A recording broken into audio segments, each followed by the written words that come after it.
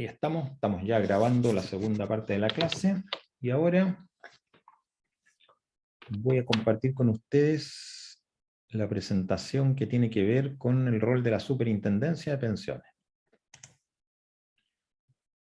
Este de acá.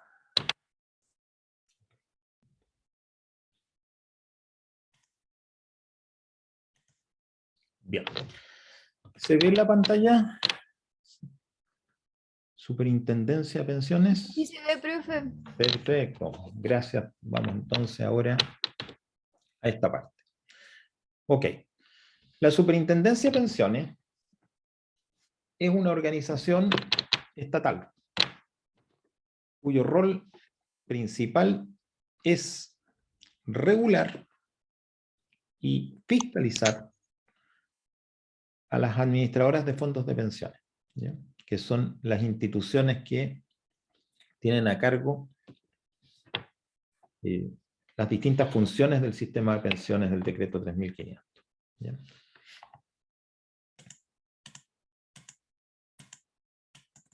Ok.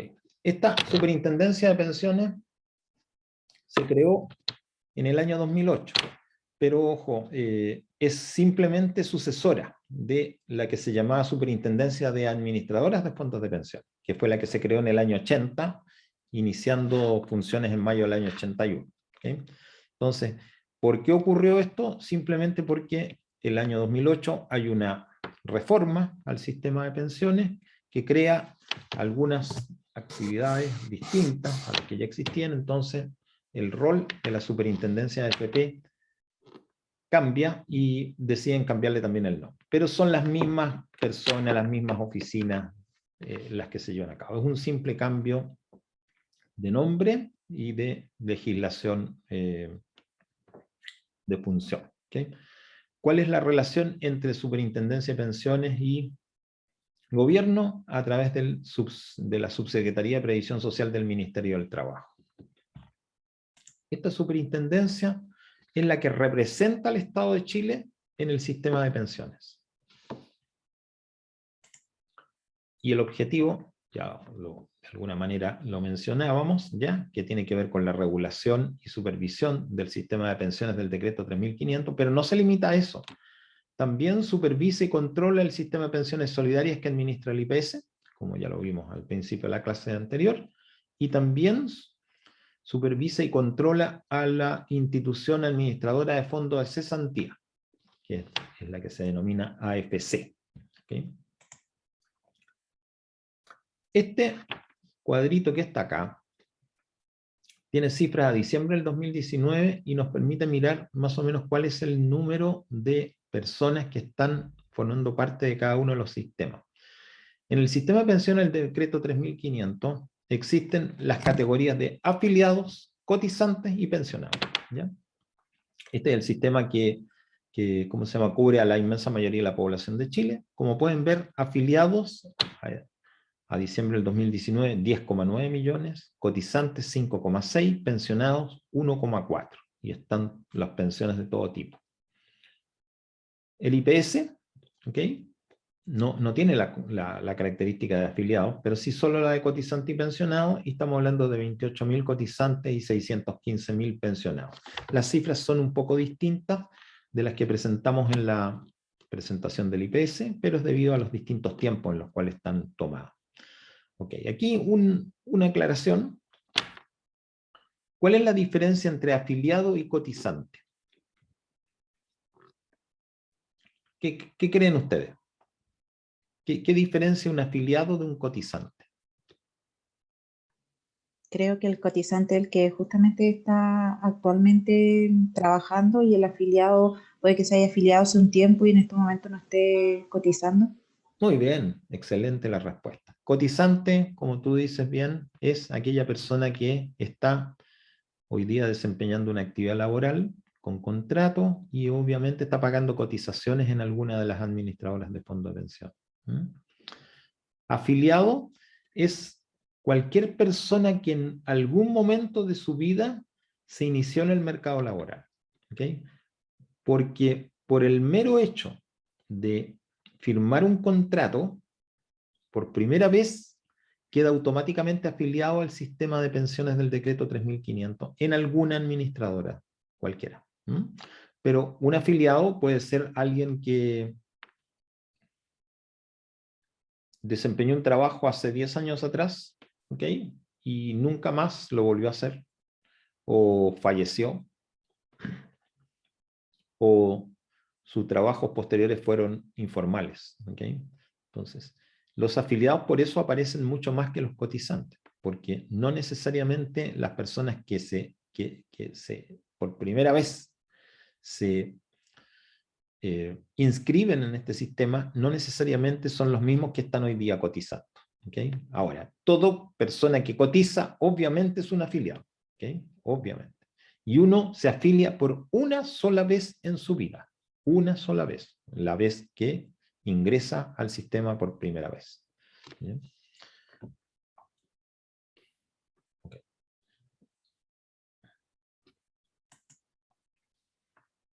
El pilar solidario, estas cifras ya las vimos recién, pero también son un poquito distintas por los distintos tiempos en que están medidas. Estas son cifras de diciembre del 2019, las otras que vimos recientemente en la primera clase eran más bien del año 2020.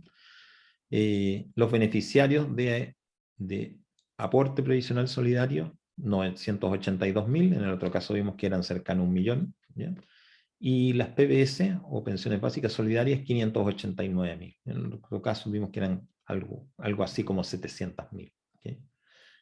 El bono por hijo, 349.000 beneficiarias, mujeres, ¿okay? Y el seguro de cesantía, que es un tema que no forma parte de nuestro ámbito en este momento, ¿okay? Ahí están las cifras, pero no las vamos a mirar porque no nos corresponde, no es parte del sistema de pensiones. Ahora, estas son las organizaciones que supervisa la superintendencia de pensiones. ¿Okay? En lo principal son las administradoras de fondos de pensión, que son 7 en este momento. ¿Okay? Aquí vamos a mirar cuáles son. Cuprum, Provida, Habitat. Ahí tenemos las 3 más grandes, se podría decir, ¿ya? En términos de activos, ¿ya? No de cotizantes, de activos, de fondos. Después tenemos la AFP Capital, la AFP Plan Vital, y las 2 más nuevas, modelo 1. Esta AFP 1 comenzó a operar el 1 de octubre del año 2019, o sea, estar próxima a cumplir 2 años de funcionamiento. Estas son las 7 instituciones que conforman la industria de las administradoras de fondos de pensiones. ¿Okay? ¿Qué características tienen las administradoras de fondos de pensiones en general? Las grandes características. Son sociedades anónimas de giro exclusivo. ¿Qué significa esto? ¿Okay? Que no pueden dedicarse a ninguna otra actividad que no sea la de administradora de fondos de pensión. Todas ellas están fiscalizadas por la Superintendencia de Pensiones. Esto es clave entenderlo, ¿ya? Porque es algo que normalmente no se entiende a primera, ¿ya? Digamos, no es una información que las personas comunes y corrientes manejen, ¿ya? El patrimonio de las AFP es diferente del fondo de pensiones. ¿Okay? Bueno, ¿qué significa esto? Una administradora de fondos de pensiones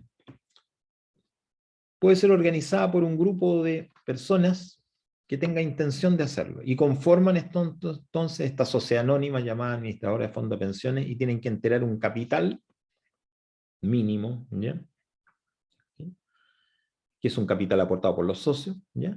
Y conforman esta empresa. Y con ese capital, evidentemente, compran las instalaciones para las oficinas o los computadores, los sistemas informáticos, contratan al personal, y ahí está la AFP. Eso es la AFP. Oficinas, personas, computadores, ¿okay? Que están con ciertas funciones. Y esta AFP entonces comienza a capturar recursos que provienen de las cotizaciones de las personas que están en estas cuentas individuales. ¿Okay? El fondo de pensiones. Esos recursos que aportan los cotizantes afiliados, ¿ok? Que configuran el fondo de pensiones, esto no es de la AFP, ¿ok? Es de los afiliados. Y por ende, lo que está haciendo el administrador de fondo de pensiones es administrarlo, ¿ok? Como dice la palabra, administrar el fondo de pensión, que no es de la AFP, sino que es de los afiliados, ¿ok? Entonces, ¿cómo uno puede ver claramente esto? ¿Ya? En un ejemplo de un caso. Suponga usted que la administradora de fondos de pensiones quiebra. ¿Qué creen ustedes que pasa con el fondo de pensiones?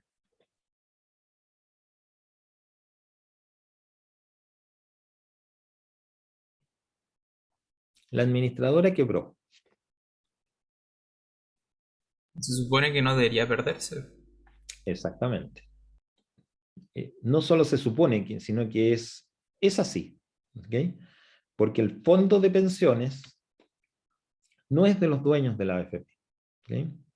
Es de los afiliados. En consecuencia, si la administradora quebrase por alguna razón, ¿okay? El fondo de pensiones que esa AFP administra, lo va a tener que traspasárselo a otra que esté funcionando. ¿Okay? Y en consecuencia el afiliado, lo único que va a ver es el cambio de un lugar a otro, nada más, estrictamente hablando. Ese es el concepto de diferente, ¿ya? ¿Okay? Diferente el patrimonio del fondo. ¿Okay? Obviamente, como llevan a cabo esa actividad que es administrar el fondo de pensión, ¿okay? Están autorizadas a cobrar comisiones a los afiliados, que en el fondo es el precio que se paga por el servicio que se entrega, que no solamente, aunque en lo principal es administrar el fondo de pensión, pero también tiene que ver con todos los servicios de entrega de información, de atención de público, que están relacionados con esto. Entonces, todos estos servicios que llevan a cabo las administradoras con respecto a los afiliados, el precio es lo que se denomina la comisión, ¿ya? Ahora, las principales actividades que cumplen las administradoras de fondos de pensiones son la administración de las cuentas individuales de los afiliados, ¿okay? Desde el momento en que yo hago una cotización hasta el momento en que yo me traspaso de esa AFP a otra o me pensiono, ¿okay? La administración corresponde a la administradora, ¿okay? En el sentido de crear un registro, mantenerlo, rentabilizar los fondos, etcétera, etcétera. Todo lo que tiene que ver con esto. ¿Okay? Obviamente la inversión de los fondos previsionales es una actividad principal, ¿ya? En el entendido de que estos recursos se entregan no para quedar aposados en una caja o en un lugar, sino que para ser reinvertidos en instrumentos financieros que tengan una rentabilidad positiva. También otorgan y administran los beneficios, en el sentido de que cuando la persona está en condiciones de poder solicitar el beneficio de una pensión, se tiene que dirigir a esta administradora de fondo de pensiones que tiene entonces la función de administrar y otorgarlo. ¿Okay? Y además tiene obligación de prestar servicios de información tales como oficinas, páginas web, cartolas, etcétera, etcétera. ¿Okay? Esto respecto a estas 7 administradores de fondos de pensiones. También la superintendencia tiene tuición sobre los asesores previsionales. Aquí aparecen 611, esta es una cifra que puede estar desactualizada, porque todo esto es información de diciembre del 2019, pero los asesores previsionales, ¿qué son? Son personas que se certifican en la superintendencia, quienes, una vez que los certifica como tales, los registra en una base de datos, ¿ya? Que está a disposición de la ciudadanía. ¿Okay? Entonces, ¿qué se requiere para ser asesor previsional? Se requiere presentar la solicitud a la Superintendencia de Pensiones y rendir exámenes periódicos de conocimientos y de habilidades, de tal manera que en la medida que la persona los aprueba, queda certificado como asesor previsional y forma parte de ese registro. ¿Okay? ¿Cuál es el trabajo de un asesor previsional? Como dice la palabra, asesorar o aconsejar a personas respecto a los beneficios que puede obtener en una administradora de fondos de pensiones, y en lo principal, diría yo, que es en el momento de pensionarse, ¿ya? Entonces, estos asesores previsionales tienen la característica de que, uno, están registrados, o sea, su registro es público, uno puede ir al registro y ver que la persona efectivamente tiene la condición de tal, o no, ¿sí? Si la tiene es porque ha cumplido con los requisitos que la superintendencia les exige, que son básicamente mantener su conocimiento al día, y tienen la posibilidad de cobrar por sus servicios, obviamente, ¿ya? De acuerdo a ciertas reglas. No es obligatorio usar asesores previsionales, ¿ya? Y en general yo diría que la inmensa mayoría de la población se asesora directamente con la AFP más que acudir a estos profesionales independientes. Luego están las comisiones médicas regionales. En cada región del país existe una comisión médica del sistema de L3500, cuyo rol principal es autorizar o no las peticiones de invalidez. ¿Okay? Entonces, a eso se refieren las comisiones médicas. Existe también una comisión ergonómica a nivel nacional. Esta comisión ergonómica, su rol principal es autorizar o no peticiones de calificación de un trabajo como pesado, ¿ya? Trabajos pesados en el sistema se entiende como son aquellos trabajos que por sus características especiales hacen de que la persona que los desempeña tenga un deterioro acelerado de sus características físicas, ¿ya? O mentales, ¿ya? Por lo cual, al calificarlo como trabajo pesado, se da una cierta condición de sobrecotización y de menores requisitos para pensionarse en forma anticipada. Luego está el Instituto de Previsión Social, ya lo vimos, donde supervisa principalmente la superintendencia en lo que se refiere al pilar solidario. Está la administradora de fondos de cesantía, que ya vimos que no lo vamos a tocar porque pertenece a otra parte del curso, que es el seguro de cesantía mismo. Y está esta organización que aparece con la sigla SCOMP, que tiene relación con un sistema de consulta de modalidades de pensión. A eso se refieren las siglas. Sistema de consulta de modalidades de pensión. ¿Qué es lo que es esto? Esto es, cuando una persona adquiere el derecho a pensionarse, puede en ese momento solicitar, sin que sea vinculante la cotización, puede solicitar cotizaciones a este sistema informático respecto a todas las opciones que tiene para poder pensionarse, ¿ya? Estamos anticipando un poco las modalidades, pero básicamente la persona se puede pensionar en la administradora o en una compañía de seguros, ¿okay?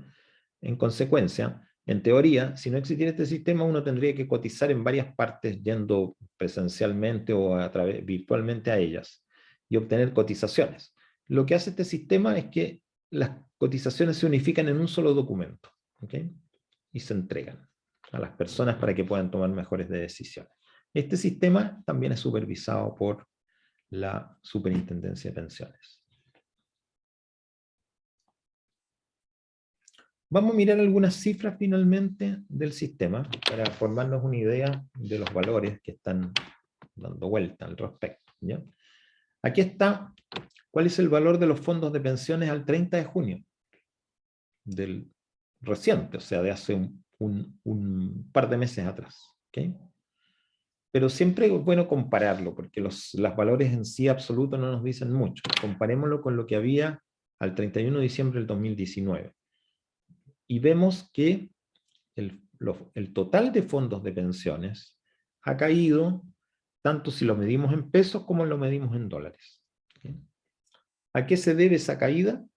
Bueno, la razón creo que la conocemos todos, y es el hecho que hasta el momento se han hecho 3 retiros de fondos, los cuales han significado obviamente una merma de los recursos acumulados. ¿Okay?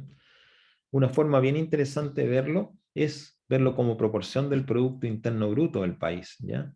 Estamos habiendo caído desde un 81% a diciembre del 2019 a un 68% en junio del presente año.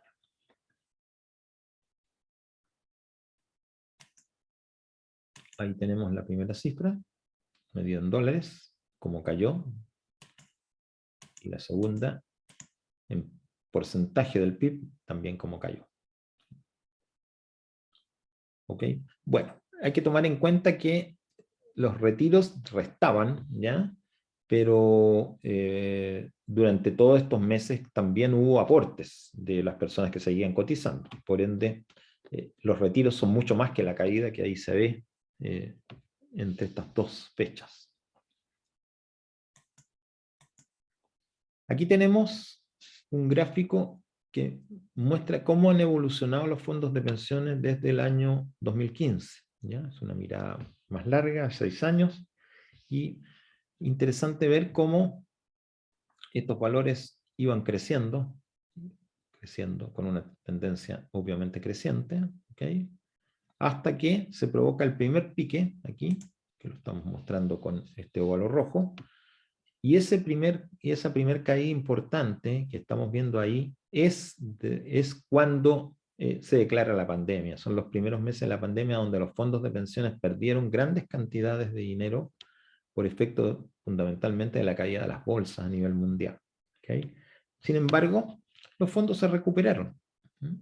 Y tenemos después un segundo ciclo de baja, donde ahí sí que lo que está influyendo son los retiros, definitivamente, porque estamos viendo cifras que empiezan a verse afectadas a contar ya de finales del año 2020.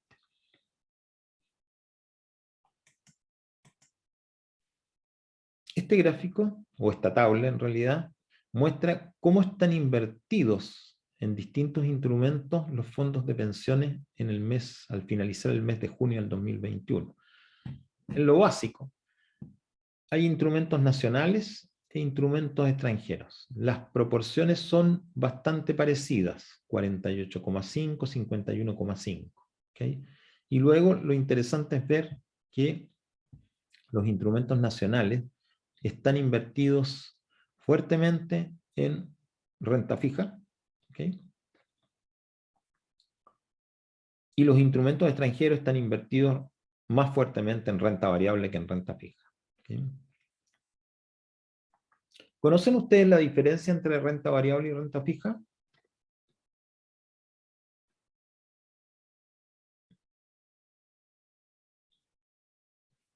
Muchachos, ¿conocen la No, diferencia? profe. Por mi parte no, profe. Ok, la explicamos porque si no estamos hablando de algo que no se entiende. Mira, cuando estamos hablando de instrumentos de renta variable, como dice la palabra, es aquellos instrumentos cuya rentabilidad no está segura, ¿ok? No está asegurada, varía, ¿ok? Y el caso típico de un instrumento de renta variable son las acciones. Las acciones, ustedes saben que todos los días van cambiando de valor, ¿ya? Algunos momentos suben, algunos momentos bajan, depende de las características de la compañía cuya acción se está transando, ¿ok? Dependen básicamente de su demanda y su oferta, ¿ok? Y en consecuencia su renta o rentabilidad está cambiando permanentemente. Por eso se llama de renta variable. Otros instrumentos llamados de renta fija, la característica que tienen es que la rentabilidad que ofrecen en términos de su pago, ¿ya? es conocida. Por ejemplo, un típico instrumento de renta fija es un depósito a plazo. Un depósito a plazo, sabemos nosotros que a 30 días o a 360 días tiene un retorno dado, ¿ya? Y conocido, que no va a cambiar a través del tiempo. ¿Okay? Por eso se les llama renta fija a diferencia de renta variable. ¿Okay? Pero una cosa que en general la gente ignora, ¿ya? Y que yo quiero transmitirles a ustedes para que lo conozcan efectivamente, es que cuando estamos hablando de la valorización de estos instrumentos de renta fija, su valorización no es fija, sino que también es variable. ¿Okay? Parece extraño, porque me están diciendo por una parte que un depósito a plazo me va seguro a dar una renta al cabo de 30 días. ¿Okay? Si yo pongo un depósito a plazo de 100.000 pesos y la rentabilidad mensual del anual corresponde a un 10%, por decir una cosa, quiere decir que voy a obtener 10.000 pesos al cabo de los 30 días. ¿Okay? Okay. Entre paréntesis, no existe ningún depósito a plazo que pague eso, es un ejemplo simplemente. ¿Ya? Pero cuando yo valorizo el valor hoy de un depósito a plazo, no a su vencimiento, sino que hoy, que es lo que hace la valorización de la cartera de inversiones de los fondos de pensiones, que se valoriza día a día, ¿okay? Cuando yo valorizo un depósito a plazo, ¿okay? Tengo que tomar en cuenta no solamente el valor que promete el instrumento de renta fija, sino que tengo que mirar la rentabilidad o tasa de interés de mercado que prevalece en ese momento. Y el hecho de que la tasa de interés está cambiando constantemente, eso hace que ese depósito a plazo suba o baje de valor diario. ¿Okay? Porque, para mostrarle un ejemplo sencillo, si yo tengo un depósito a plazo que me renta 1% al año, ¿okay? Y la tasa de interés del mercado en este momento es más alta, por decir una cosa, es de 2% al año, el depósito a plazo va a caer de valor, porque yo voy a requerir bastante distinto el valor que voy a requerir colocar para obtener un 2%. Es decir, yo puedo obtener un 2% afuera y tengo solamente un 1%. Por ende, mi instrumento ahora vale menos. ¿Ok? Porque no logro, con el mismo, no puedo lograr el 2% que me da una inversión que es alternativa.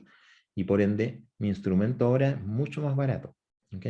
Que lo que era cuando la tasa de interés que me pagaban de 1% era la que regía en el mercado. Y viceversa, si la tasa de interés baja y mi instrumento ahora vale más porque tiene una tasa de interés superior a la que está rigiendo en el mercado.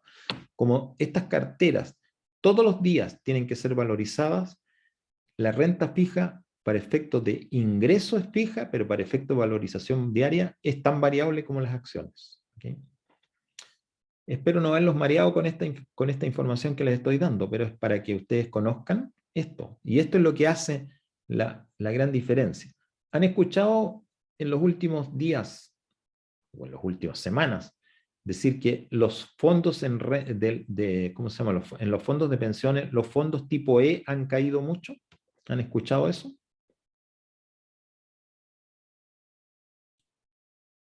No, profe, la verdad es que no.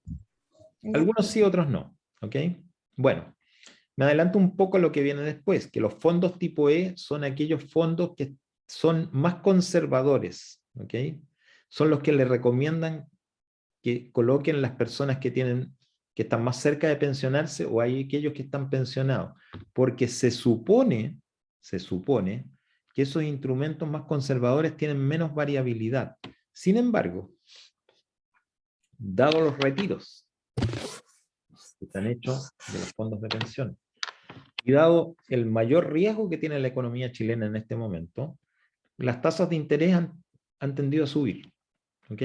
Y al subir las tasas de interés, entonces los fondos E, que están principalmente invertidos en instrumentos de renta fija nacional, reflejan ese mayor tasa de interés que tiene la economía en un menor valor. Y por eso han caído en forma importante, muy importante. Y mucha gente, ¿ya?, mira sus fondos y dice, pero ¿cómo? A mí me dijeron que estos eran los fondos conservadores lo que debía estar y están ahora perdiendo dinero. ¿Okay? Y no se dan cuenta, ¿ya?, que las decisiones que tomaron en el Congreso ¿cómo se llama?, de autorizar retiros, estaba directamente generando este efecto. Bueno, este efecto nomás, y el otro efecto que es el aumento de la inflación, ¿ya? Es decir, si las personas creen que los retiros de fondos de pensiones tienen efecto cero sobre la economía nacional, ahora, en forma brutal, está pareciendo que no es así, ¿ya? Lo cual siempre se dijo, pero nadie los quería escuchar, que era así, ¿ya? Ahora están dándose cuenta que esto tiene un efecto inflacionario importante, y la tasa de inflación en Chile se aceleró en forma al doble prácticamente, y por otro lado, tiene el deterioro fuerte de todos los instrumentos de renta fija que están en los fondos de pensiones. Por ende, ahí están los efectos, ¿ya? Otra cosa más. La rentabilidad real de los fondos de pensiones. Aquí podemos ver estos efectos que estamos mostrando, ¿ya? Entre enero y junio de este año, o sea, los 6 meses que llevamos transcurrido en este año, que están medidos ahí, el fondo E perdió un 10%, ¿ok? Y el fondo D, 7,5%. O sea, los fondos que son más conservadores, los fondos aquellos que teóricamente se supone que tienen menor volatilidad, son aquellos que tuvieron grandes pérdidas. Y lo mismo si los miramos a 12 meses, o sea, cuando los miramos entre julio 2020 y junio 2021, las pérdidas son muy parecidas, ¿okay? Por supuesto que no es así si lo miramos en promedios anuales largos, ¿ya? No va a ocurrir, ¿ya? Pero las caídas son importantes. En junio, sin más allá, la caída es de un 3% o de un 2,4%, dependiendo cuál de los dos fondos estemos hablando. Bien, ahí terminaríamos con la exposición que tiene que ver con superintendencia, pensiones y administradoras. ¿Okay? ¿Alguna pregunta, muchachos, que quisieran aclarar algún tema o comentar algún tema de los últimos que hemos estado viendo?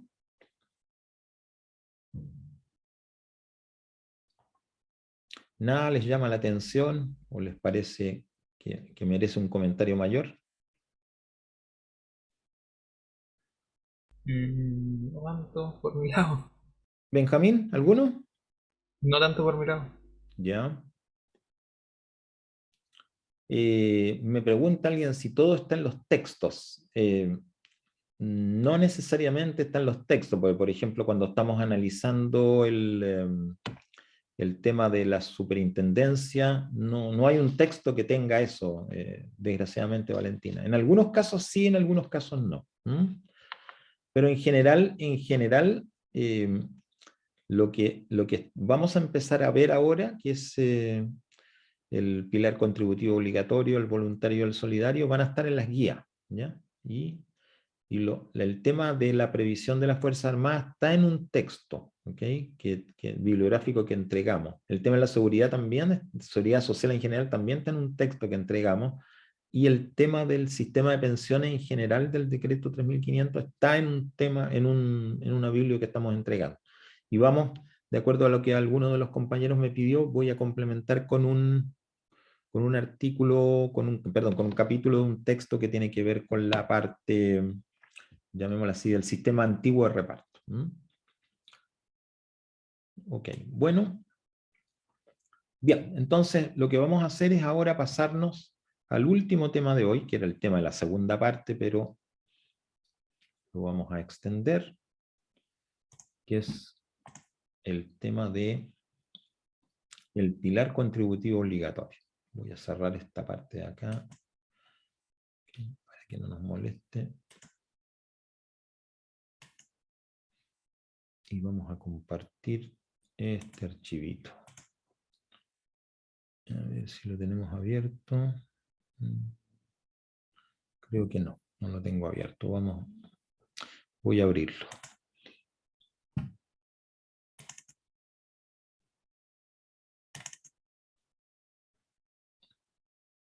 Ok, esto es un poquito más largo y con toda seguridad no lo vamos a alcanzar a ver completo hoy día, pero lo que falte lo completamos en la clase próxima.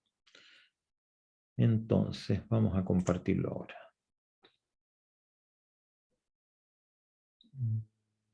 Hasta que no nos aparece. A ver. Voy a salir de acá. Para de nuevo entrar ahí. De la presentación. Estoy eliminando algunos archivos que están solamente molestando. Y ahora, entonces ahora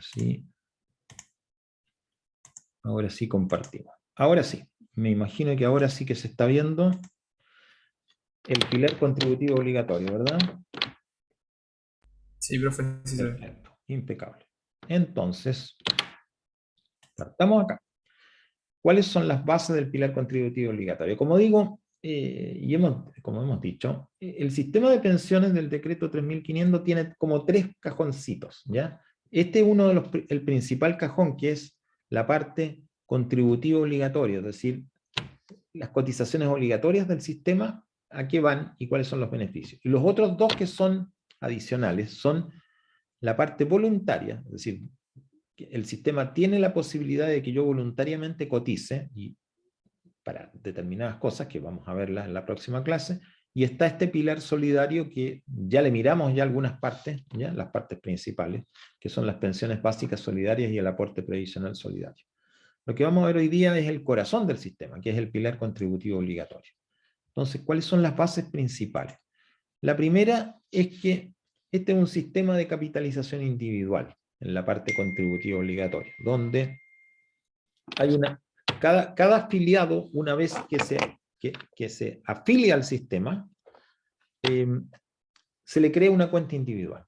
La condición es, cualquier persona que por primera vez lleva a cabo una actividad laboral con contrato está obligada por ley a afiliarse al sistema en alguna de las administradoras de fondos de pensión.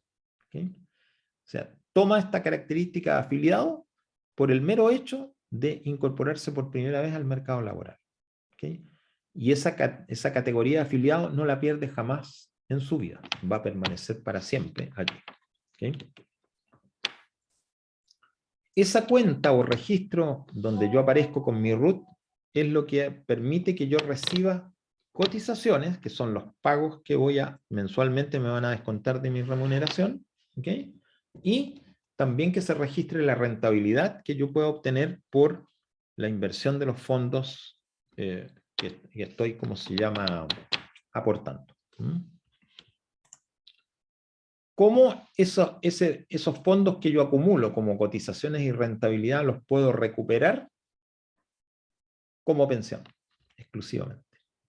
Como pensión de vejez, como pensión de invalidez o como pensión de sobrevivencia.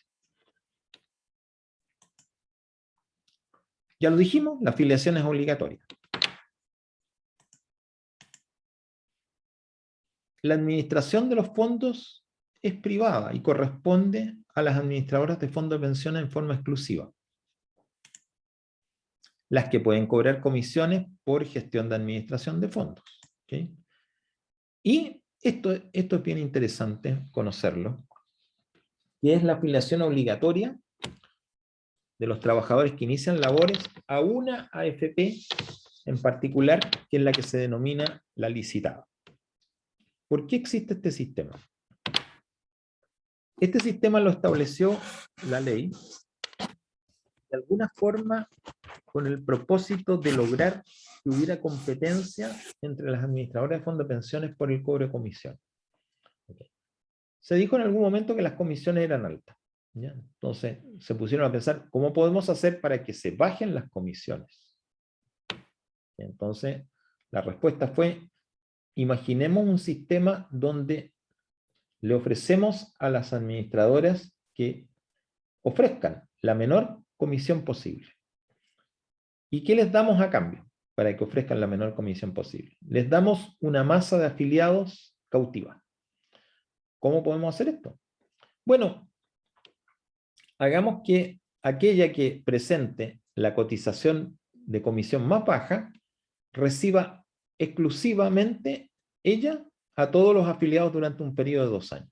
Entonces, le estamos asegurando una masa de afiliados y, por otro lado, la obligación de que esa comisión durante el periodo de los 2 años no puede ser modificada. Aquella que si ganó, pues durante los 2 años está en condiciones solamente de cobrar esa comisión.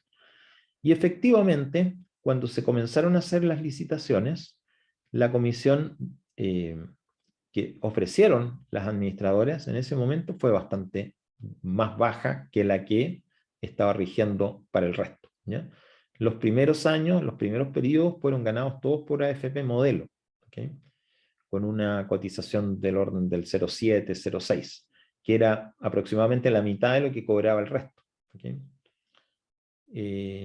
La última cotización, perdón, la última licitación fue ganada por la FP1, la que decimos que ganó en octubre, perdón, que se incorporó en octubre del 2019. Unos meses después participó en la licitación y ganó esta con una comisión del 0,69, ¿okay? Que es la que está rigiendo en este momento.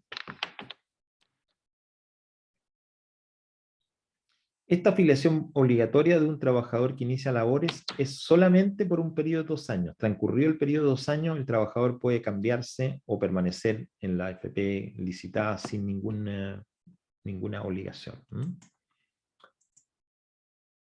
Otro concepto que está en este pilar es que existe libre traspaso entre administradoras, ¿ok? Excepto durante el periodo de los primeros 2 años. ¿Okay?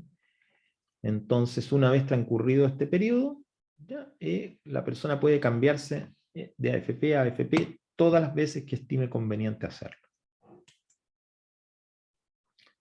También existe la libertad de elegir el tipo de fondo donde se puede depositar el ahorro previsional. Hay 5 fondos con distintas características, ¿ya? Y las personas pueden moverse libremente de uno u otro. Hay algunas limitaciones, pero son menores. Y todo el sistema está regulado y supervisado por la Superintendencia de Pensiones. Cuando digo regulado es en el sentido de que la ley, es la ley, el decreto ley 3500, el que tiene toda la normativa legal. Pero muchas veces la normativa legal no entra al detalle. Y ese detalle entonces de la legislación es interpretado por la Superintendencia de Pensiones, que lo traduce en boletines, que son regulaciones menores, digamos, regulaciones, llamemos así, microregulaciones del sistema, ¿ya? Y la supervisión consiste en verificar que esas regulaciones son cumplidas efectivamente por las administradoras. Y la facultad que tiene la superintendencia es poder cobrar multas cuando digamos, comprueba que una administradora ha violado alguna regulación.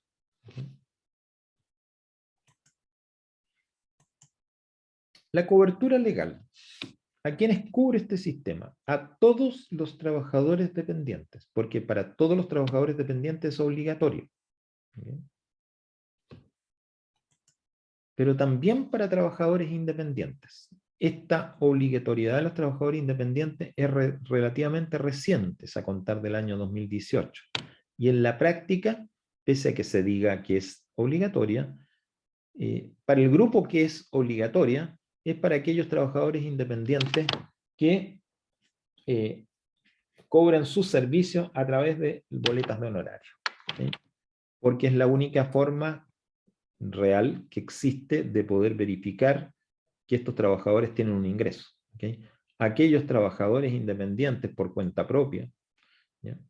Como es por ejemplo un trabajador ambulante o una persona que hace servicio de peluquería a domicilio, no existe ninguna forma de poder rastrear, ¿ya? Los ingresos que genera, y menos aún si pudiera cumplir con sus obligaciones previsionales. Y una última categoría que es relativamente reciente en el sistema son los llamados afiliados voluntarios, que son aquellos afiliados al sistema que no lo hicieron porque hayan firmado un contrato de trabajo, ¿ya? Sino que simplemente porque estuvieron dispuestos a hacerlo. ¿Okay? Por eso, en general, se habla que un afiliado voluntario es alguien que no realiza un trabajo remunerado. ¿Okay? ¿Y en qué consiste la afiliación voluntaria? En formar parte del sistema y, por ende, tener la posibilidad de, pese a no llevar a cabo una actividad remunerada, poder hacer cotizaciones obligatorias y voluntarias al sistema. Lo típico que ocurre con un afiliado voluntario, como ejemplo, es que yo puedo a un hijo mío hacerle cotizaciones desde el momento en que nació. O sea, nace y obtiene su RUT a los pocos días, y ya puedo con ese RUT inscribirlo como afiliado voluntario en una administradora de fondo de pensión. Obviamente la guagua no va a trabajar, ni va a trabajar hasta bastantes años después, ¿ya?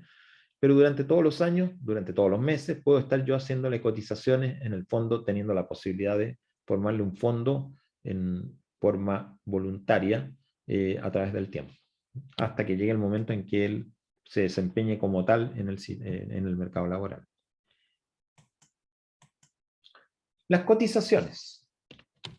¿Cuánto está obligada una persona a cotizar? Ya que estamos diciendo que la afiliación es obligatoria y por ende la cotización es obligatoria teniendo un trabajo remunerado. 10% de la renta imponible. ¿Sí? Con un tope, eso sí, que es de 81,7 unidades de fomento, o aproximadamente 2.446.000 pesos. ¿Qué significa el tope?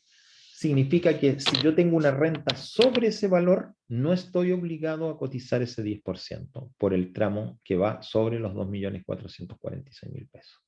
¿Sí? Eso significa, hasta ese nivel de renta imponible, llego yo. ¿Mm? Ahora, interesante entender a qué se refiere la palabra renta imponible. ¿Ok? Que no es lo mismo que renta bruta o toda la renta. Significa que entonces hay ciertos valores que yo puedo recibir como remuneración que no son imponibles. ¿Okay? Son muy pocos, pero sucede. ¿Okay? Por ejemplo, ahora en el mes de agosto, ¿ya? Los trabajadores del sector público reciben un llamado aguinaldo de fiestas patrias. ¿Ok? El aguinaldo de fiestas patrias, que es una cantidad de dinero que tiene relación con la renta que tiene ese funcionario público, hay tramos distintos, ese valor recibido no se declara como no imponible y por tanto no hay cotización respecto a ese valor.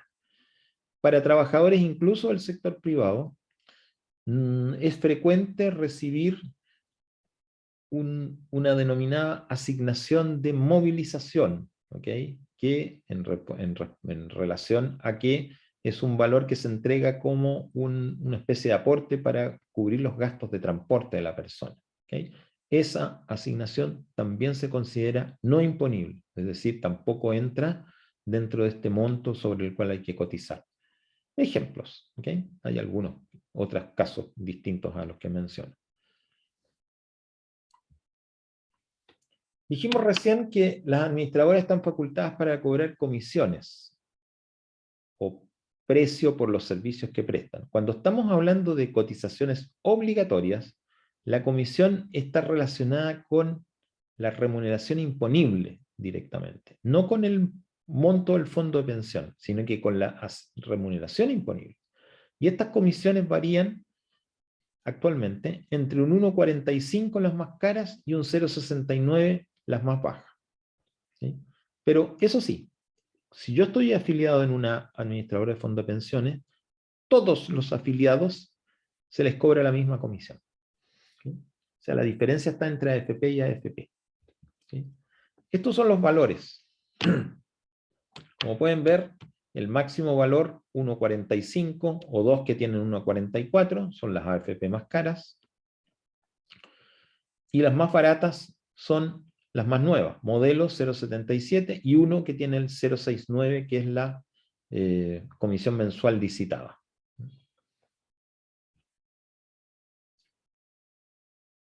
Esto, insisto, es un cobro sobre la remuneración. ¿Okay? Se descuenta de la remuneración de la persona y es el pago de los servicios que presta la AFP. Luego existe el pago de un seguro de invalidez y sobrevivencia, que se llama así genéricamente SIS, Seguro, Invalidez y Sobrevivencia. Es el seguro que pagamos para poder efectuar ciertas coberturas en caso de invalidez o en caso de muerte. ¿Ya? Este seguro se licita en forma anual por todas las administradoras de fondos de pensiones en el sistema de seguros, ¿okay? Y una vez que se licita, el valor es único para todas las AFP. En este momento es un 1,94% de la remuneración imponible, ¿okay? 1,94% de la remuneración imponible, y este seguro no lo paga el trabajador, sino que lo paga el empleador directamente. Las cotizaciones que hacemos al sistema previsional del decreto ley 3500 están exentas de impuestos de renta. Por ende, esa parte de nuestro ingreso no paga impuestos. Y la obligación es enterarla en los primeros 10 días del mes siguiente al de la remuneración. Ahora, a contar del 1 de septiembre hasta el 10 de septiembre o 13, es el periodo en el cual se empiezan a pagar las cotizaciones. ¿Ok? ¿Cómo opera el sistema? La empresa, si uno tiene un trabajo dependiente, o sea, está contratado por una empresa, la empresa a la cual uno está contratado le va a descontar, le va a retener de su remuneración contractual el 10% obligatorio más el porcentaje de comisión, dependiendo de la AFP que esté, y la empresa tiene la obligación de enterarlo en la AFP dentro de los 10 primeros días del mes siguiente, o 13 si paga por transferencia. ¿Okay? Normalmente esto se hace a través de un sistema computacional, de una aplicación computacional que se llama Previred, ¿ya? En la cual uno crea las planillas de trabajadores y hace todo el trámite de pago. ¿Okay? Obviamente existe la posibilidad de que un empleador no pague las cotizaciones, ¿okay? Pese a que las descontó de la remuneración de las personas. Es posible, está dentro de las opciones, ¿ya? En cuyo caso, si esto sucediese, son las administradoras de fondos de pensiones las que tienen la obligación de llevar a cabo las acciones legales para cobrarse. ¿Ok? Eso es importante tenerlo en cuenta. Los multifondos. ¿En qué consisten los multifondos? Okay. Esto no es algo que existiera desde el comienzo del sistema de pensiones del 3500, sino que existe desde alrededor del año 2000, 2002. ¿Okay? Significa que cada persona que cotiza a una administradora de fondos de pensiones tiene la opción de elegir en distintos tipos de fondos, 5 en particular, a donde puede destinar sus cotizaciones. Los 5 fondos que puede elegir la persona, la diferencia en ellos está dada por la proporción que tienen en títulos de renta variable. ¿Okay? Hay desde los que tienen más hasta de los que tienen menos, ¿ya? Y estas son las opciones. Fondo A, fondo B, fondo C, fondo D y fondo E. ¿Okay? Y miren, los nombres que en general les ponen es fondo A y B, que son riesgosos, fondo D y E conservadores, y un fondo C intermedio o balanceado. ¿Cuál es la característica que los hace unos u otros? Es cuál es el límite máximo y mínimo de renta variable en que pueden invertir. ¿Okay?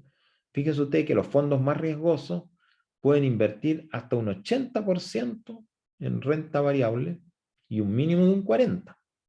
¿Okay? Son súper intensivos en renta variable en consecuencia. En cambio, el fondo E, que es el que se considera más conservador, solo puede invertir en acciones o renta variable entre un 5% máximo y un 0% mínimo.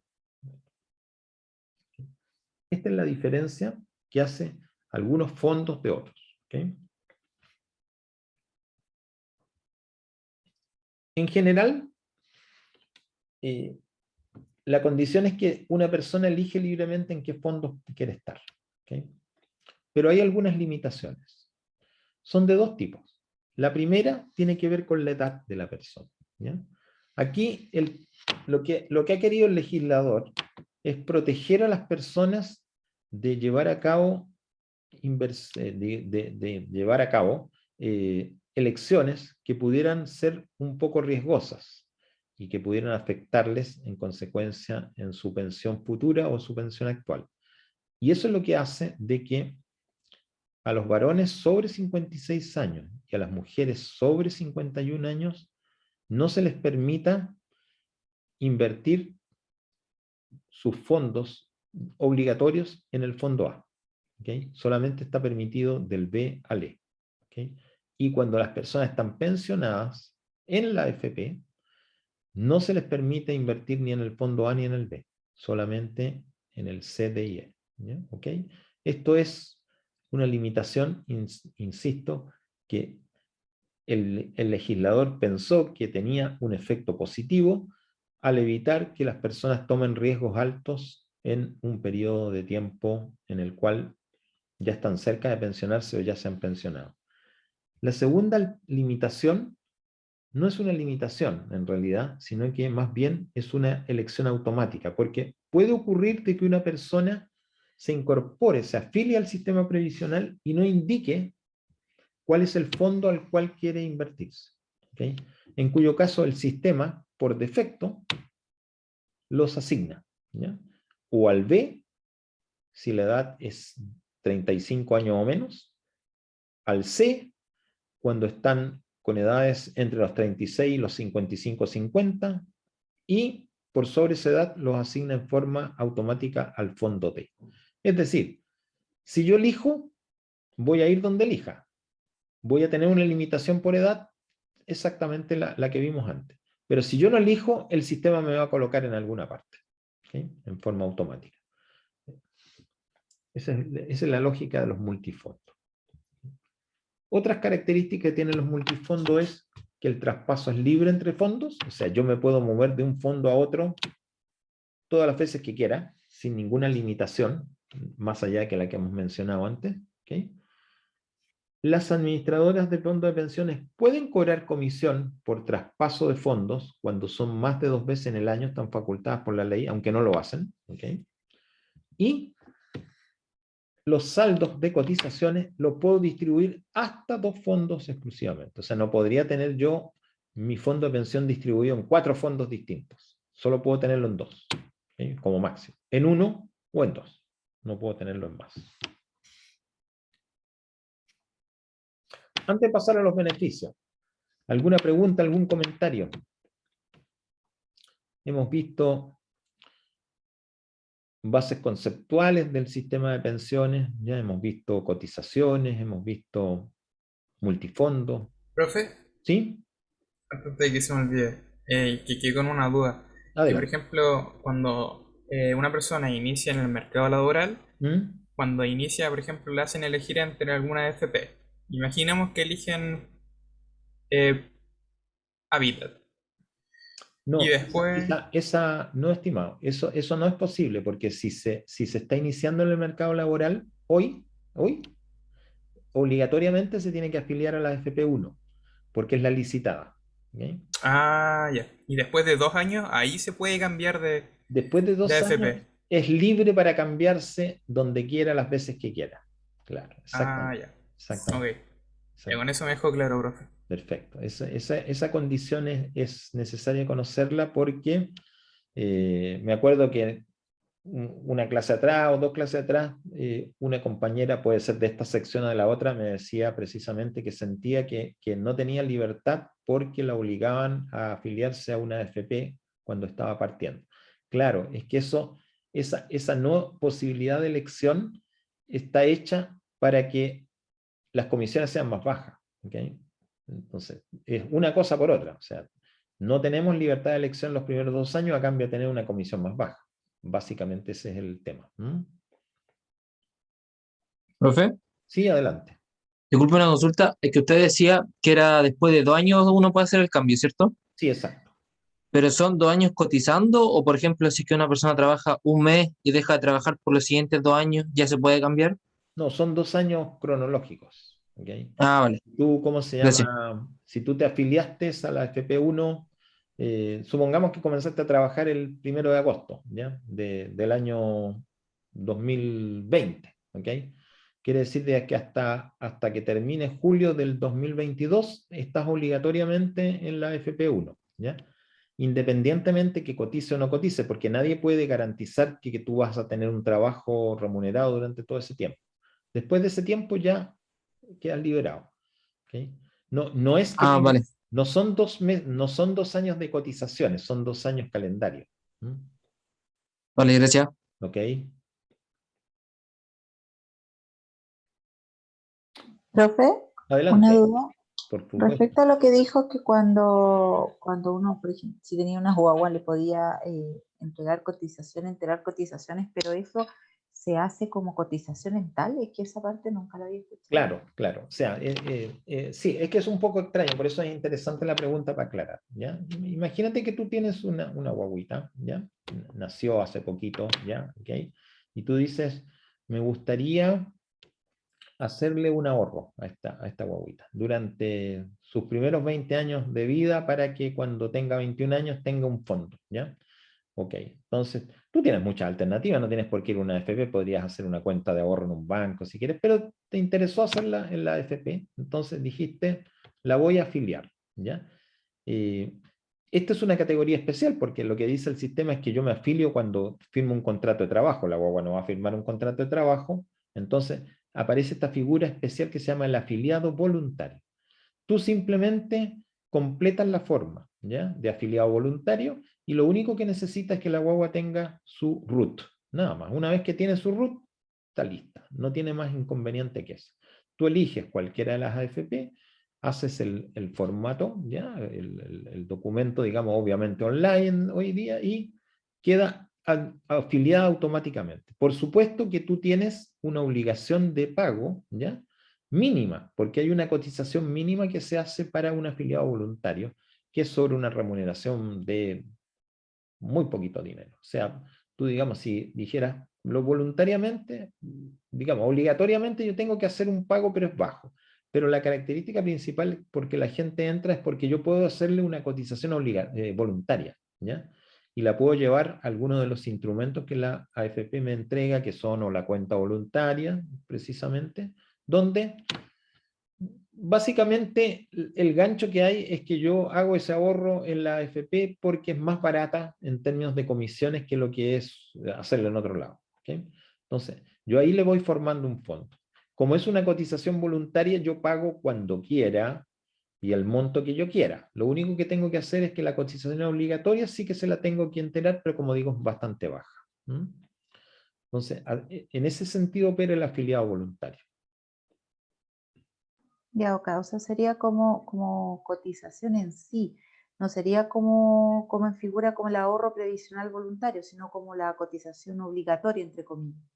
Es que tiene las dos partes. Tienes una cotización, por el hecho de ser afiliado voluntario, tienes una cotización obligatoria mínima, muy baja. ¿Okay? Pero tienes la opción de hacer una cotización voluntaria. ¿Okay? Que normalmente lo que busca la gente es eso, hacer una cotización voluntaria, que tú tienes libertad para poner el monto que quieras y la frecuencia que quieras. Un mes cotizo, otro mes no, etcétera. ¿Ya? En el fondo, tú vas formándole un ahorro a ese menor de edad en función de tus posibilidades. Ok, pero ese ahorro, disculpe, pero ese ahorro quedaría en el fondo para la pensión o como No, ahorro, como la cuenta de ahorro de la AFP, como ahorro. No, el ahorro voluntario es absolutamente voluntario Como la cuenta de retirarlo ahorro. cuando tú desees. Ah, ok, ya, ahí me quedo súper claro. Sí, Gracias, correcto. O profesor. sea, la idea muchas veces es que uno puede tener dos ideas. Puede tener la idea de, le voy a formar un fondo a este menor de edad para que lo pueda retirar cuando tenga X años y se pueda, qué sé yo, hacer algo, ¿ya? Un viaje de estudio, ¿cómo se llama? La matrícula en la universidad, etcétera. Entonces, obviamente, la característica es que lo haces en una cuenta voluntaria que puedes retirar cuando desees. El que podría retirar, obviamente, es el menor de edad cuando sea mayor de edad. ¿Ok? En otro caso, el que podría retirar es el padre o la madre que tiene la potestad legal.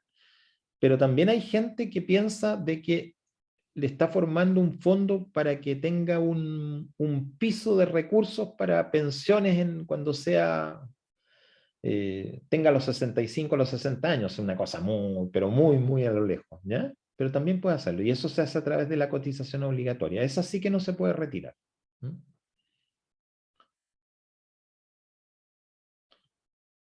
¿Quedó claro? Sí, profe, gracias. Ah, perfecto, impecable. Ok. Veamos los temas de las pensiones, ¿ok? Porque el sistema tiene tres tipos de pensiones. La pensión de vejez, tiene la pensión de invalidez y tiene la pensión de sobrevivencia.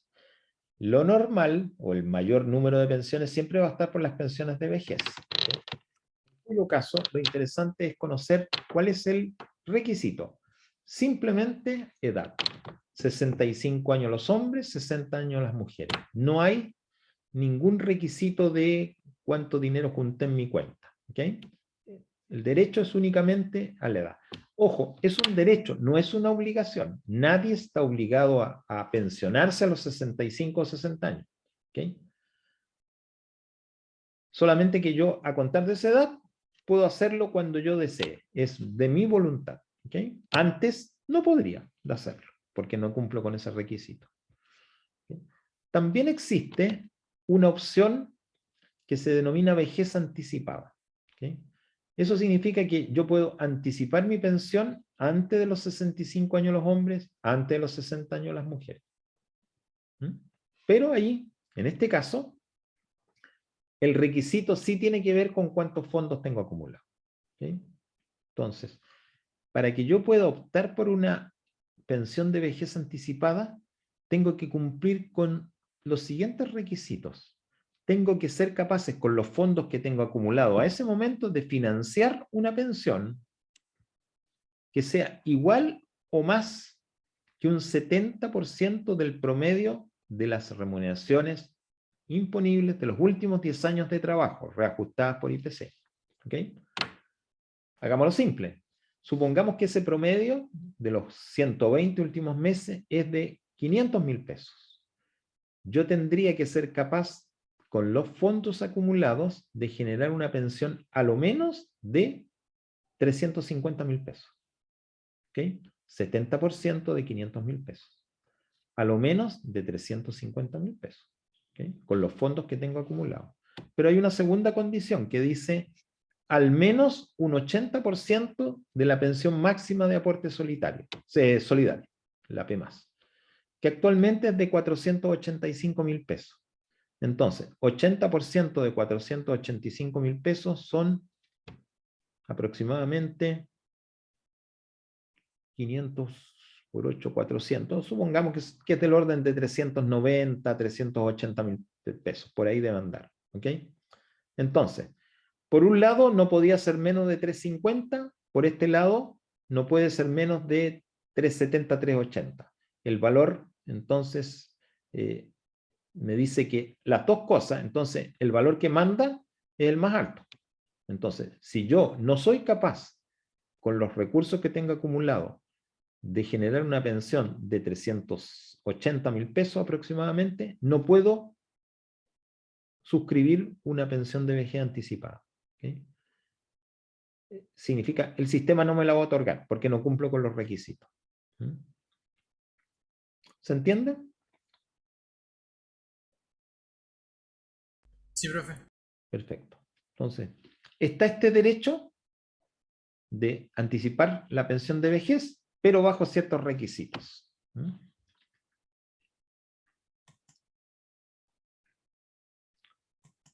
El segundo tipo de pensión es la pensión de invalidez. ¿Okay? Aquí la condición es que para tener una pensión de invalidez, lo primero es que no sea un pensionado. ¿Okay?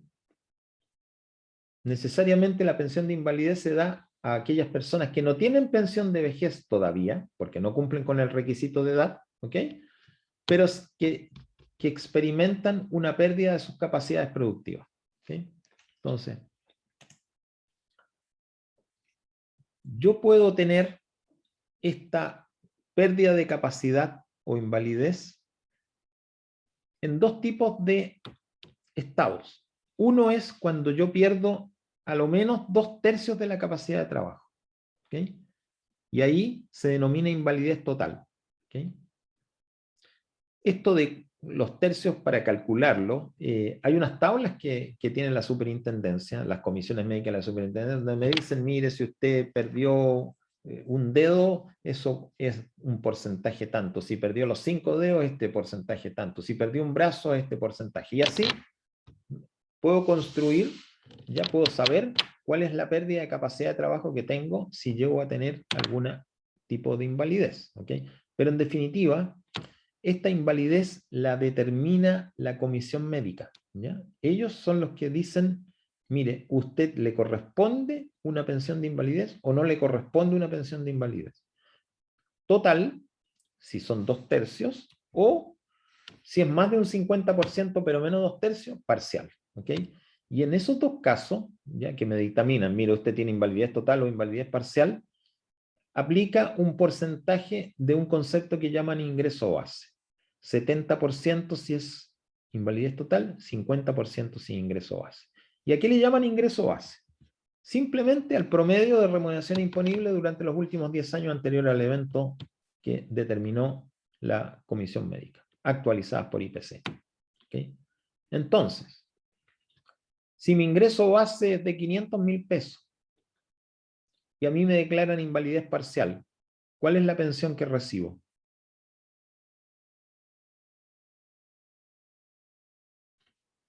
$250.000. Exactamente. ¿Y si me declararan invalidez total? Aproximadamente 425.000 pesos. A ver, 70% de 500.000 pesos. 350 nomás. Estamos hablando de una pensión, de un ingreso base de 500.000 pesos. Cuando es parcial, tengo 50%, 250, lo dijiste correcto. Si invalidez total es un 70% de los mismos 500.000 pesos, 7 por 5, 35. ¿Ok? O sea, 350.000 pesos con invalidez total, 250.000 pesos con invalidez parcial. Esos son los valores en el fondo. Depende del ingreso base. ¿Ok? Que es un promedio que me van a calcular. ¿Ya? ¿Okay? Ahora, hay una condición que hay que tenerla bien en cuenta. Si a mí me dictaminan que la invalidez es parcial, la primera vez, después de los 3 años, tengo que ir de nuevo a la comisión médica para que me reevalúen la condición. ¿Ya? Y ahí tengo dos opciones. O me la confirman y tengo yo una invalidez parcial definitiva, o no me la confirman y la comisión médica entiende que yo puedo reincorporarme al mercado laboral y en consecuencia cesa la pensión, termina y yo vuelvo a la condición normal de ser una persona activa que cotiza. ¿Mm?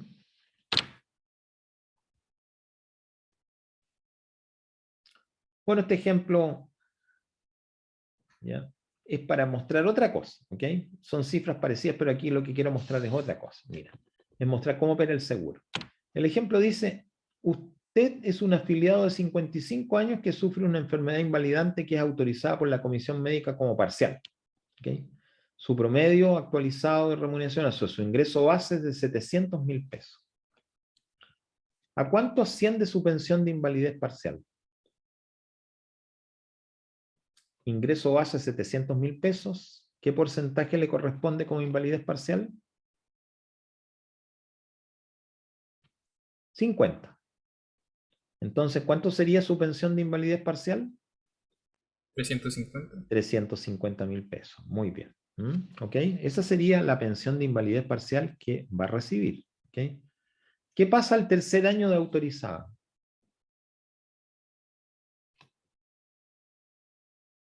Se vuelve a integrar No necesariamente, se tiene que reevaluar. ¿Ok? Y puede ocurrir que se la confirmen como invalidez parcial definitiva y se quede con los 350.000 pesos, o puede que le digan no corresponde ya que gane más pensión y vuelva a su condición de cotizante normal y pierda la pensión de 350.000 pesos. ¿Ok? Ahora vienen los derivados. ¿Ya? ¿Cómo opera el seguro? ¿Ok? Me dieron una pensión de 350.000 pesos. Ya sea que sea invalidez parcial transitoria o definitiva. Tengo una pensión de 350.000 pesos. ¿Ok? Entonces, esa pensión, estrictamente hablando, la tengo que financiar con los fondos que tengo acumulados. ¿Ok? Pero ¿qué pasa si los fondos que tengo acumulados me generan a mí una pensión de 100.000 pesos? Y el sistema me dice, usted tiene derecho a una pensión de 350.000 pesos. Tengo recursos para 100, pero mi pensión tiene que ser de 350. Ahí opera el seguro. El seguro que pago mensualmente, que me paga mi empleador mensualmente por invalidez y sobrevivencia, es el que tiene que poner los recursos para que la pensión pase de 100.000 a 350.000. ¿Mm? Ahí opera el seguro, en ese caso. Esa es la forma que opera, cubriendo la diferencia entre la pensión que me asignaron, ¿ok?, y los fondos que yo tengo disponibles en ese momento. ¿Mm? ¿Ok? ¿Se entiende cómo opera el seguro?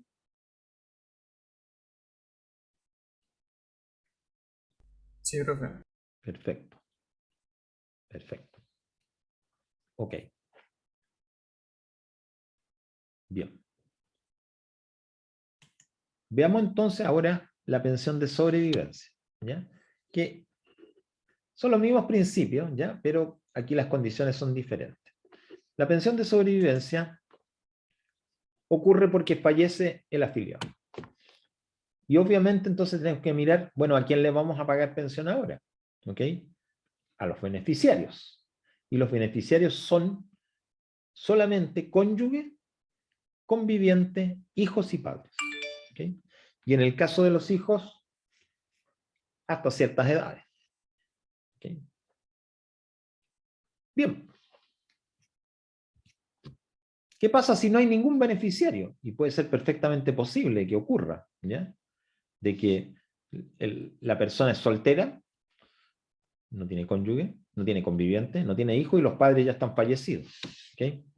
No hay beneficiarios.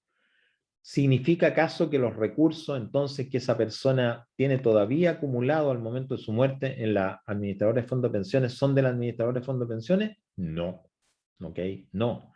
En ese caso, esos fondos pueden ser reclamados por los herederos. ¿Cuáles son los herederos? Si no hay cónyuge, conviviente, hijos, padres, bueno, será un primo, un sobrino, un tío, etc. ¿Ok?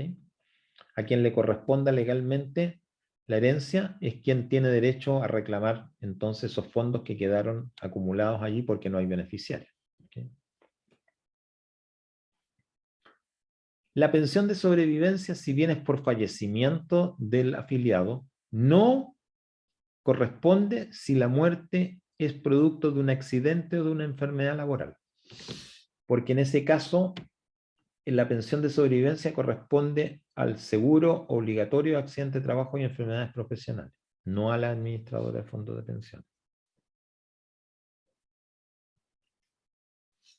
¿Cómo opera el seguro? Igual que en el caso de la invalidez que mencionamos. Aporta diferencia entre el fondo acumulado y el capital que se necesita para financiar la pensión de sobrevivencia que corresponde, ¿ya? En este caso, la pensión de referencia.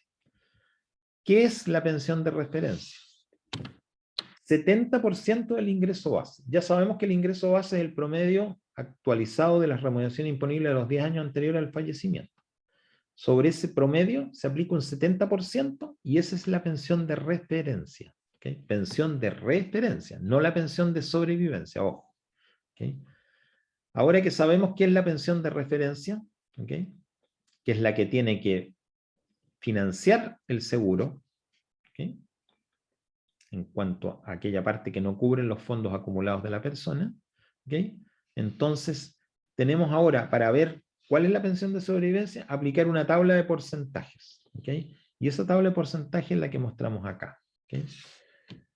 Tiene muchos, pero veamos los casos más importantes. Cónyuge, ¿okay?, o viudo, podríamos hablar, ¿okay?, sin hijos con derecho a pensión o con hijos con derecho a pensión. ¿Okay? Puede ser que ya los hijos sean mayores, no tienen derecho a pensión, ¿okay?, en cuyo caso el viudo o la viuda va a tener derecho a un porcentaje del 60% de la pensión de referencia, ¿okay?, 60% del 70% del ingreso base, ¿okay?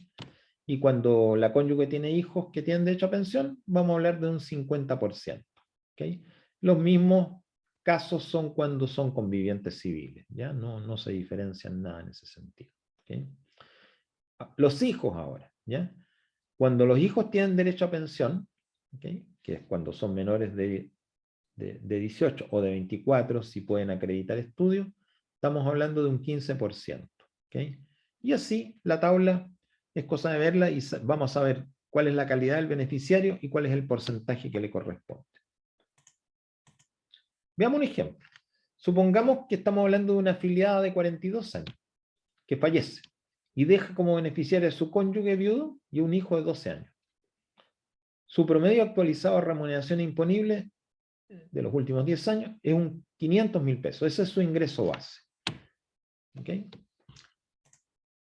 Primero que nada, ¿a cuánto asciende la pensión de referencia?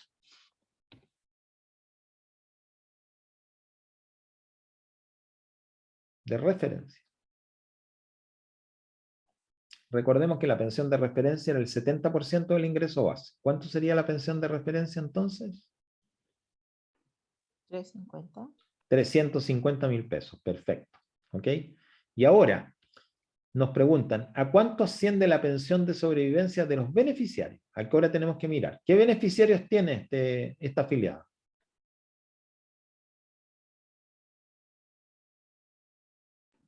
El cónyuge y el hijo. Exacto, el cónyuge viudo y Y el hijo menor de... el hijo menor. Perfecto. Entonces, tenemos que ver en la tabla cuánto le corresponde a un cónyuge viudo con hijos con derecho a pensión. Y nos vamos a encontrar con que le corresponde un 50%. ¿Ya? ¿Y cuánto le corresponde a un hijo de 12 años?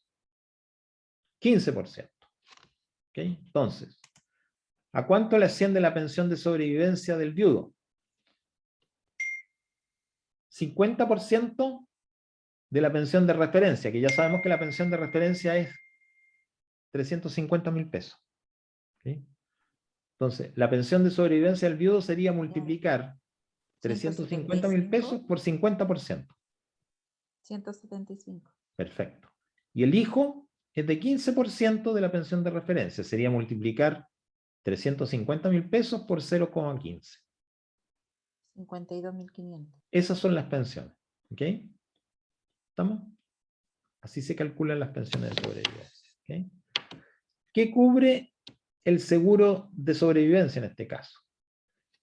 La diferencia entre el monto que la persona al fallecer tenía como capital para generar una pensión y el capital necesario para generar una pensión de 350.000 pesos, la de referencia, ¿ok? Considerando ¿cómo se llama? La expectativa de vida del cónyuge y del cónyuge, básicamente, porque la pensión del hijo tiene un final conocido, dura hasta los 24 años, ¿ok? En cambio, la del cónyuge viudo va a durar hasta que el cónyuge fallezca. ¿Okay? Algunas preguntas aquí que son de ¿cómo se llama? Que tienen que ver con la interpretación efectivamente de incompatibilidad. ¿Ya? Supongamos que este cónyuge viudo trabaja y cotiza. ¿Tiene derecho a la pensión de sobrevivencia? ¿Qué creen ustedes?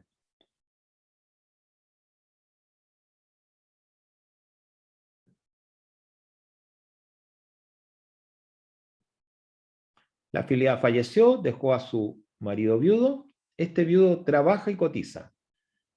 ¿Tiene derecho a esa pensión de sobrevivencia que acabamos de calcular?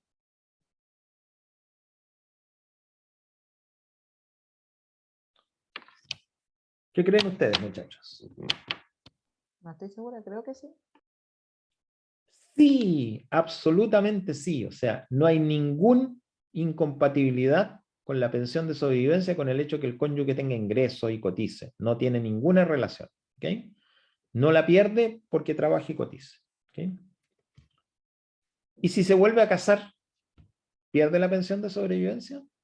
Si se vuelve a casar, no la tiene. La pierde. No, estimada, no la pierde. La pierde. No, no la pierdo. Claro, no la No. pierde. La pierde cuando hablamos que la perdía, era cuando se recibió un Montepío en el sistema de las Fuerzas Armadas. ¿Okay?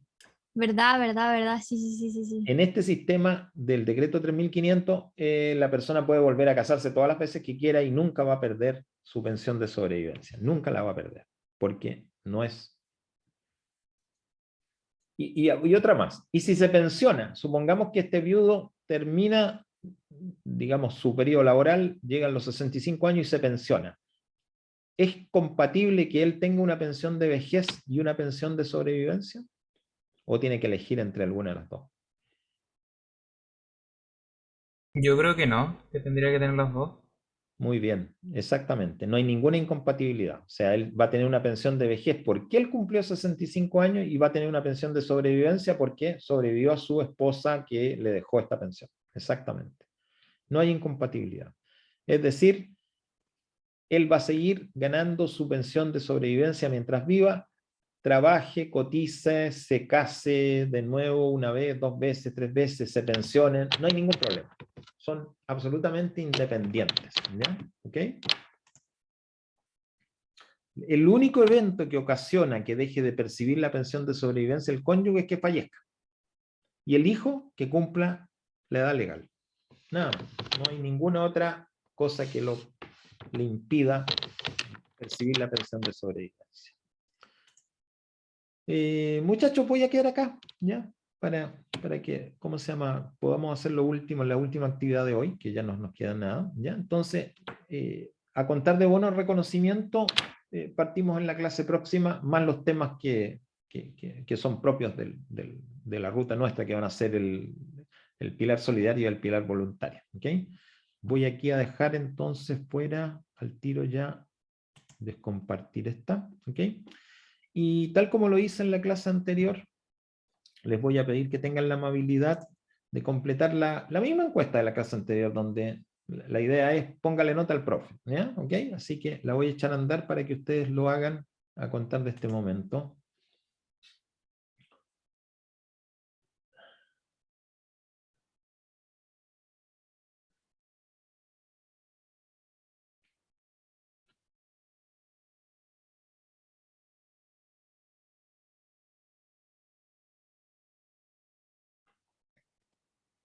$19, $20, 20 de 22 que están participando. Creo que hay unos 21 de 22, perfecto. Ok. A la 1, a las 2, a las 3. Ya, dejamos ahí. Perfecto, 22 de 22. Todos los participantes participaron. Ahí la vamos a dar por terminada.